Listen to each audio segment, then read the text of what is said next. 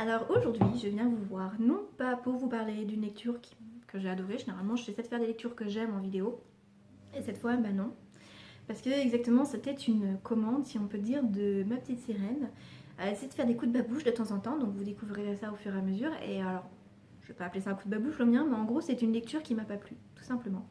J'essaierai d'y trouver un nom un jour plus sympa, mais une lecture qui m'a pas plu, mais j'ai quand même persévéré pour savoir ce qui m'a pas plu dans la lecture de cette série en disant 6 tomes. Je suis un peu maso sur les bords. Donc voilà. Donc aujourd'hui sur cette lecture, donc simplement je vais vous parler de Rebecca King.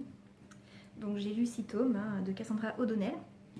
Alors première chose qui m'a un peu attristée, vous avez des couvertures superbes. Voilà, je voulais on va toutes les mettre. Hein. Le 4, le 5.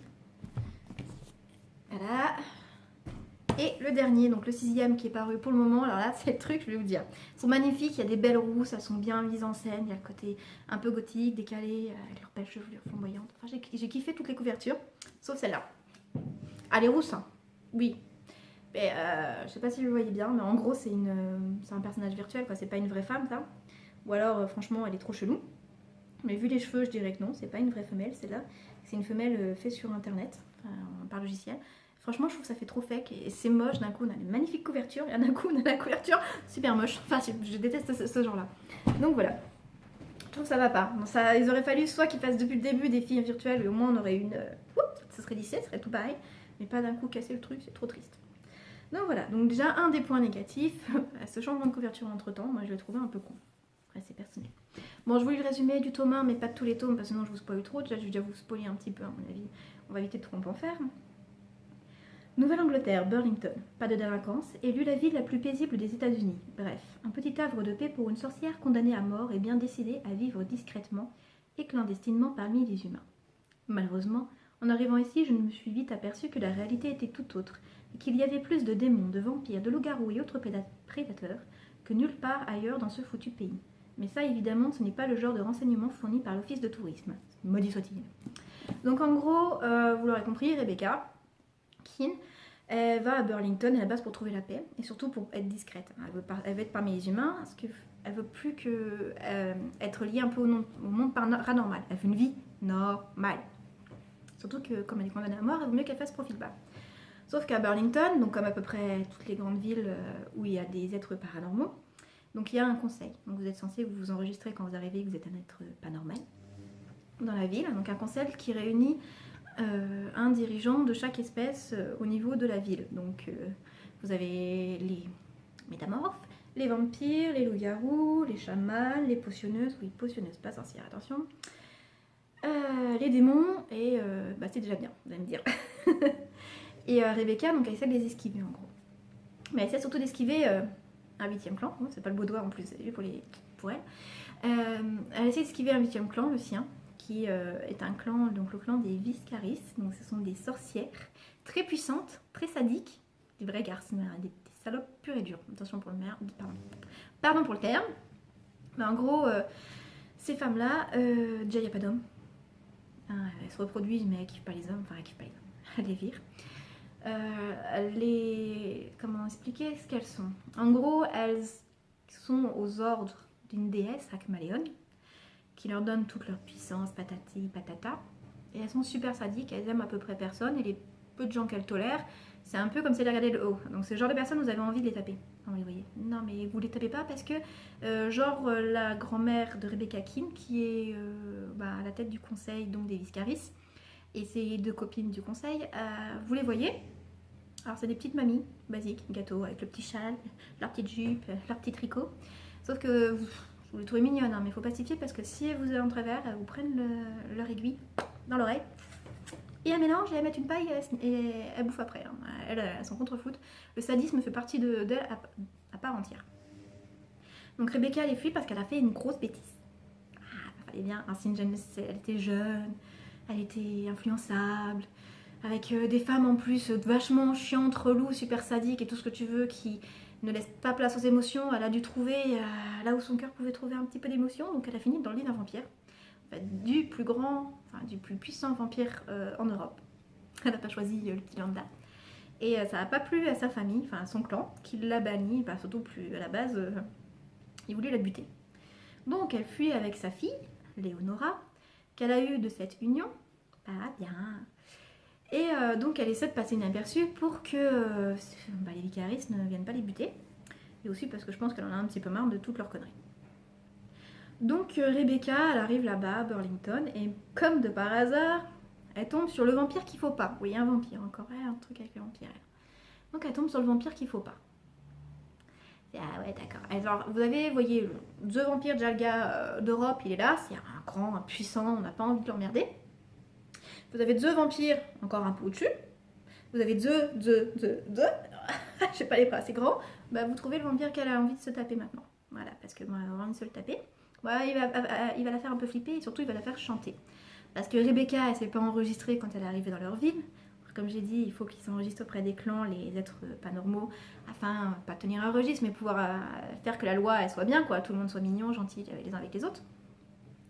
Donc voilà, donc Rebecca, elle se retrouve comme une conne à devoir faire ce que le conseil et ce vampire lui demandent. Et eux, ils sont en manque de Asaïm. Pas facile à dire. Asaïm. Donc en gros, les Asaïm, c'est pas les toutous, c'est les policiers. Enfin, il n'y en a qu'un normalement. C'est celui qui est censé faire régner l'ordre sous l'ordre du conseil à la demande des clans. Donc en gros, si un clan a un problème, il appelle Asaïm. Asaïm, il est censé être puissant et un peu couper des têtes et puis basta. Donc le vampire a compris que Rebecca n'était pas normale, qu'elle était très puissante. Il s'est dit, bon, je vais l'utiliser. Ils ont une enquête en plus qui mêle tous les clans et c'est un peu compliqué. On lui dit oui, bon vas-y, on va faire comme ça. Bon, Rebecca se retrouve mêlée à tout ça. Elle doit réussir à retrouver des personnes disparues dans chacun des clans, en vie de préférence. Et ça, voilà, donc il faut qu'elle le fasse. Donc elle va rencontrer chacun des clans, elle va faire son enquête, blablabla, tout. On va également faire connaissance de sa fille dans le tome 1 et de Bess, sa meilleure amie loup-garou qui l'aide à élever sa fille depuis plusieurs années. Et ainsi de suite. Alors qu'est-ce que j'ai pas aimé dans cette série? Voilà, c'est sûr, on va partir comme ça, hein, va plus vite. Tout simplement, bon, dans le tome 1, l'enquête elle est encore à peu près suivie, on va dire, elle est très présente. Dans les autres tomes, j'ai trouvé que l'enquête elle était très secondaire.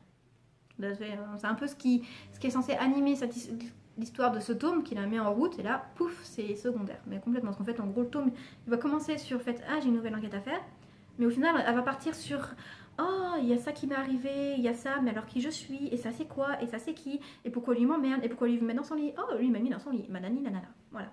Donc ça va être très tourné autour de Rebecca, et moins autour de l'enquête, en fait. L'enquête va avoir lieu, mais elle passe un peu au second plan. C'est un peu chiant, c'est un peu trop sur les relations de Rebecca et de ce qu'elle est, et de ce qu'elle est, de tout ça. Alors ce que j'ai pas non plus aimé, c'est cette... alors je n'essaierai même pas de compter tellement c'est pénible. Rebecca elle porte pas qu'une casquette, en gros. Alors, ça est dans la plupart des romans fantastiques, on met souvent plusieurs casquettes à un personnage afin de faire un peu d'action, tout simplement, de donner l'intérêt, de changer et tout. Par exemple, moi je sais que j'adore les Noxheed. Alors à la base c'est une jeune femme, elle tombe amoureuse d'un loup, patati patata, enfin, et c'est super sympa parce que ça graisse là-dessus, même si au bout d'un moment on a un changement, il y a un machin qui devient vampire, il y a un machin qui redevient un loup, il y a un machin qu'il faut qu'elle retrouve, truc, c'est très linéaire, ça suit la même ligne, il y a une logique et c'est pas tout en même temps, même s'il y a un peu de passé qui s'en mêle et tout, c'est jamais tout en même temps. Et là le problème c'est qu'il y a trop de trucs. Alors on a l'impression que l'auteur tout simplement a vu ses fantasmes dans le livre. C'est bien dans un sens que c'est un peu le cas, on met nos rêves dans un bouquin et tout. Sauf que là, le fantasme il est peut-être un peu trop gros. On demande un petit stop quoi. Qu'elle tape 15 millions de gars, d'accord? Que 15 millions de gars soient amoureux d'elle. Ouais. Que chacun ait cette particularité qui fait que. Ouais. Que ses origines sont très spéciales. Ouais. Sont très très spéciales. Ouais. Sont encore plus spéciales. Ouais. Non, c'est bon. À chaque fois, en fait, ça fait de la surenchère. Et au bout d'un moment, c'est choulant. Donc j'ai lu quand même les 6 tomes, hein. J'ai quand même tenu parce qu'il y a quand même quelque chose qui est agréable dedans. C'est le fait qu'à chaque fin de livre, il y a un truc qui donne envie de découvrir la suite. Et on a comme envie d'avoir ce fin mot à la fin, de savoir ce qui se passe. Donc normalement, ce qui devrait être révélé dans le tome 7, qui s'appelle Akmaliot, donc comme la déesse des Viscaris. Normalement, là, on en saura plus. Parce qu'à la fin du tome 6, je peux vous dire que là... Oh punaise. Ah ben, je sais pas, j'ai envie de prendre une paire de gants de Mickey et de taper sur l'auteur avec, comme ça, pour lui faire arrête. Pardon. Enfin bref, voilà. Ce que j'ai pas aimé, il y en a beaucoup trop. Il y a un côté addictif au bouquin, je peux pas le dire le contraire, mais il y a ce côté trop de surenchère qui fait qu'au bout d'un moment, c'est lassant tout simplement. J'ai pas envie de me réveiller dans le fantasme d'une autre comme ça. Enfin, moi, c'est pas du tout mon genre. C'est pour ça que j'ai pas aimé tout ce qui est les after et les 50 nuances. Là, moi, les fantasmes des autres, c'est pas mon délire. Alors, qu'il y ait du cul dedans, ça me dérange pas. Disons-le comme ça, hein, c'est pas gênant. J'ai vu des livres de cul très bien.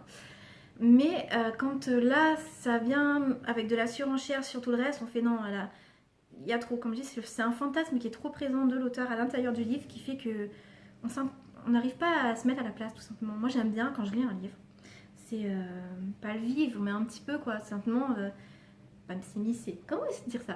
Simplement l'immersion. Voilà, je cherchais le mot, j'arrivais plus à me rappeler. Côté immersif du livre, j'aime bien pouvoir imaginer et vivre l'histoire hein, dans un sens.